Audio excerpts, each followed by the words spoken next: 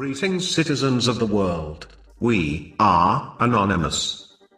Well, Minister Sergei Lavrov, yesterday, refused outgoing U.S. Ambassador John Teft's urgent demand that the incoming Trump administration be denied Federal Security Service historical files relating to American-Hungarian billionaire George Soros, the 19th richest person in the world worth $24.9 billion, due to Obama regime fears that President-elect Donald Trump's plan to charge this former World War II Nazi collaborator as being a threat to the national security of the United States would cause needless chaos to erupt within the American political environment.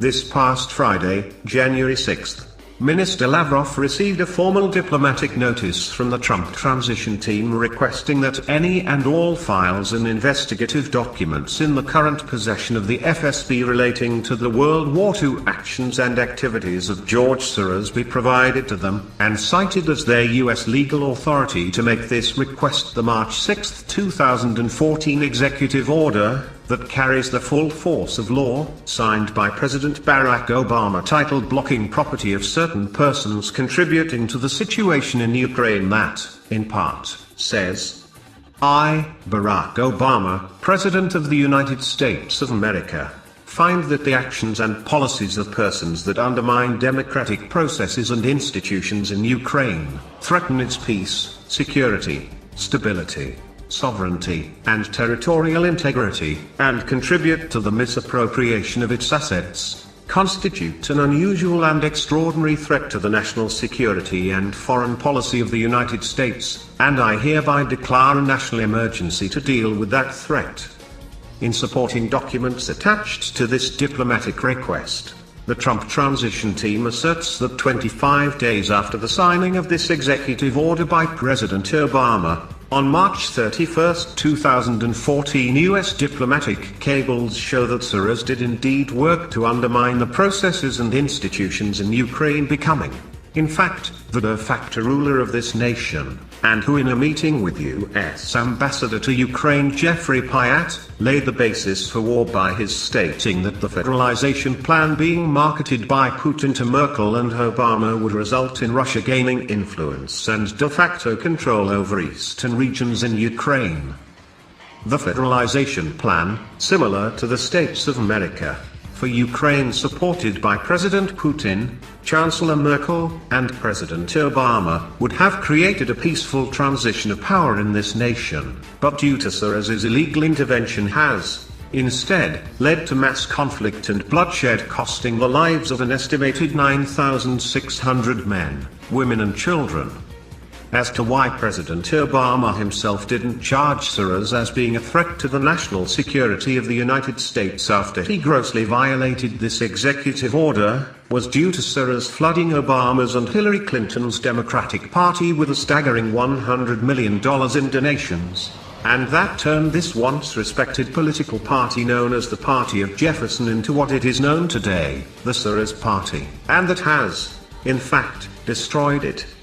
Beginning in 2004, Soros began his takeover of the Democratic Party, going to war against the American people and their democracy by declaring that it is the central focus of my life and a matter of life and death, and vowing that he would become poor if it meant defeating the President of the United States, but whose efforts ended in defeat, for both him and the Democratic Party itself, but that he did transform into the liberal leftist communistic political organization it now is.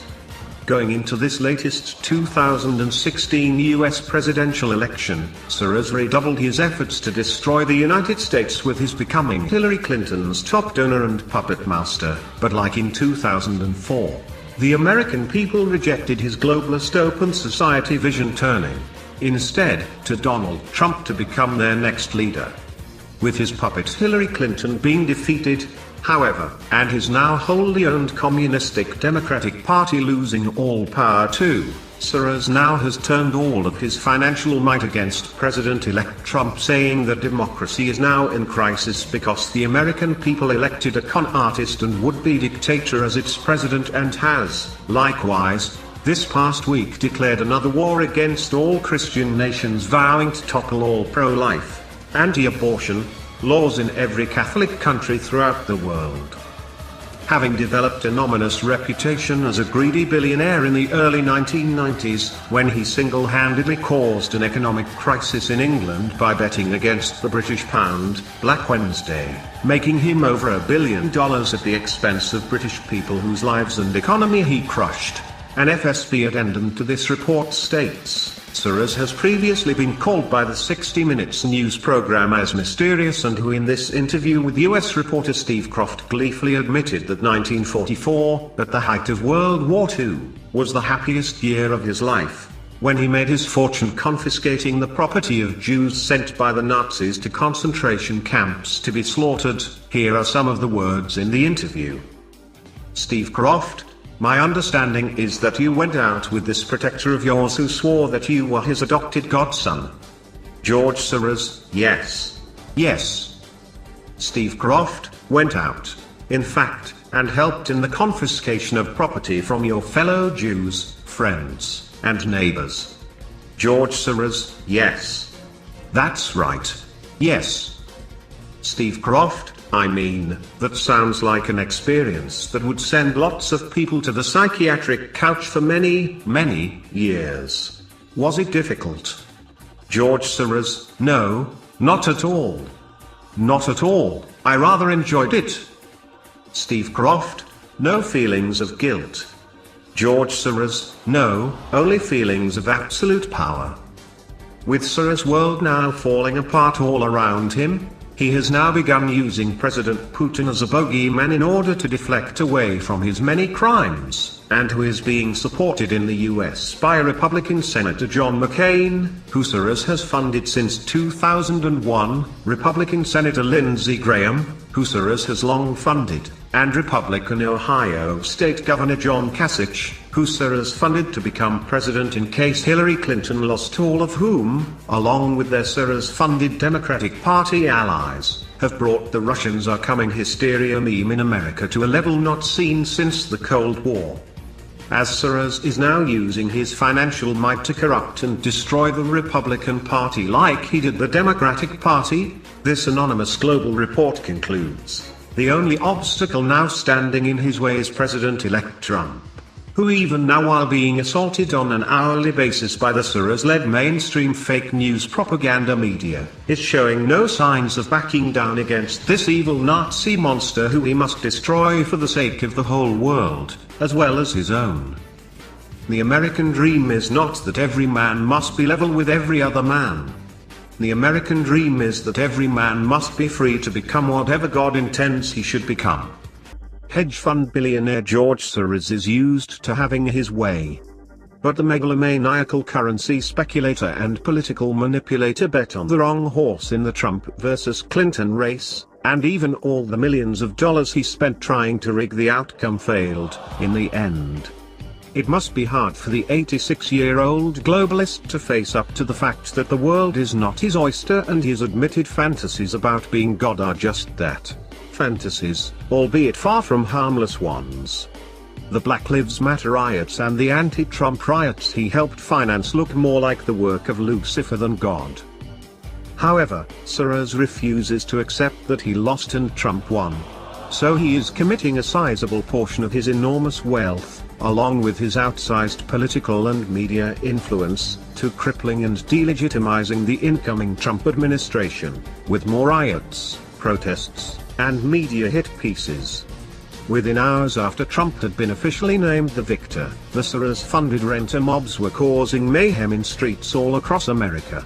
And while that havoc was still playing out, Soros convened a closed confab of fellow globalist billionaires at a Washington, D.C. luxury hotel to plan their anti-Trump counterattack. They call their plutocrat club the Democracy Alliance, an especially hypocritical label since they lavishly fund individuals and organizations that are working to undermine our constitutional republic, which they erroneously call a democracy. The latest hit piece by Soros personally is a column he penned for Project Syndicate, which has been carried by hundreds of newspapers, news services, and websites worldwide, and in which he calls Donald Trump a con artist and would-be dictator. The December 28 column, entitled Open Society Needs Defending, begins with a lengthy lead-in subtitle, Open Societies Are in Crisis, and various forms of closed societies, from fascist dictatorships to mafia states, are on the rise. Because elected leaders failed to meet voters' legitimate expectations and aspirations, electorates have become disenchanted with the prevailing versions of democracy and capitalism. Soros then brings his personal history to bear on the threat posed by today's ascendant populists. Notes the Project Syndicate promotional puff.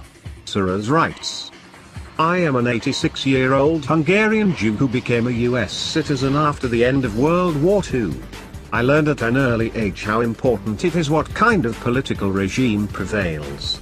The formative experience of my life was the occupation of Hungary by Hitler's Germany in 1944. I probably would have perished had my father not understood the gravity of the situation. He arranged false identities for his family and for many other Jews. With his help, most survived. However, Soros neglects to mention some very important facts in his biographical reflection, such as that he helped Hitler and the Nazis confiscate the wealth and belongings of his fellow Jews. What's more, he feels no guilt, regret, or remorse about being a Holocaust helper, because, as he put it, if they hadn't done it, somebody else would be taking it away anyhow. However, he undoubtedly regrets being so candid about all of this during an interview with the CBS 60 Minutes program back in 1998. He must have realized afterward how ghoulishly cold-blooded and inhuman his words and demeanor appeared, and how violently that clashed with the philanthropic humanitarian image he was crafting for himself. For some reason, the CBS video of the program disappeared, and that disappearance has been the subject of much speculation concerning possible legal threats and/or financial inducements by Soros to keep the damning footage buried. The recent mysterious resurfacing of the 60 Minutes interview has likewise been the subject of much speculation.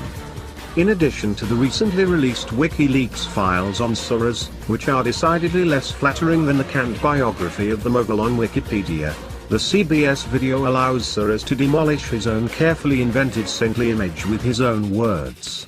For the past couple of months, the long-lost 60 Minutes interview with Soros has been popping up on YouTube and various websites, only to be taken down due to CBS copyright challenges.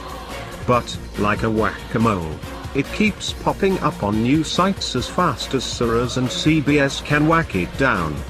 The long-suppressed interview of an unrepentant Soros admitting he was a Holocaust helper further demolishes his credibility to pose, in his words, as the conscience of the world. No sense of guilt then and none now. Neither does this Nazi collaborator suffer from any sense of guilt over smearing opponents with false charges of fascism or neo-Nazism, or funding groups that do the same. Nor does he suffer any qualms of conscience over crashing whole national economies and national currencies, Malaysia, Thailand, Britain, causing untold devastation and suffering for millions of people.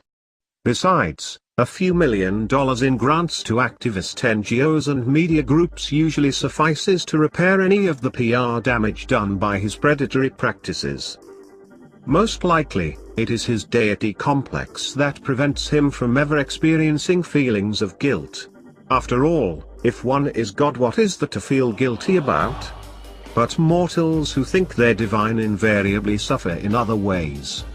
Next to my fantasies about being God, I also have very strong fantasies of being mad, Soros once admitted to a British television audience.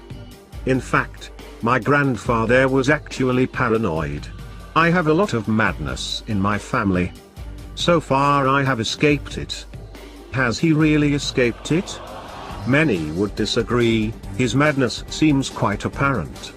In addition to his most recent rant against Trump, he has turned Project Syndicate, his own media platform, into a non-stop free-fire zone aimed at the president-elect by left-wing public intellectuals such as Carl Bildt, Jorge Castaneda, Barry Eichengreen, Richard Haas, Joschka Fischer, Brad DeLong, Peter Singer, Javier Solana, and dozens of others.